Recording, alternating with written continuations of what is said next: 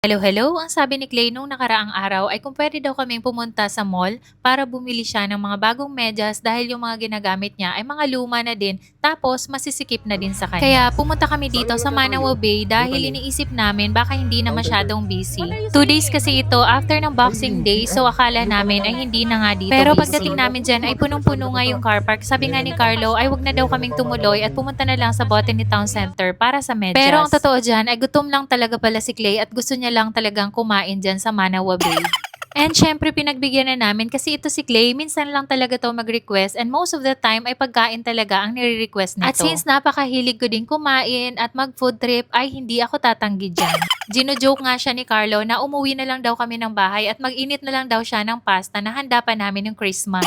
At ayan nga, kumain lang kami dyan ng saglit. Then, tumingin na kami sa mga shops ng medyas niya. Napakadami pa rin mga tao at napakahaba pa din ng mga pila sa mga stores. Sa mga hindi pa nakakaalam, ito kasing Manawa Bay ay outlet shopping center ito, kaya palagi itong tinatao. So, ayun lang yung vlog natin for today. See you again next time. Bye!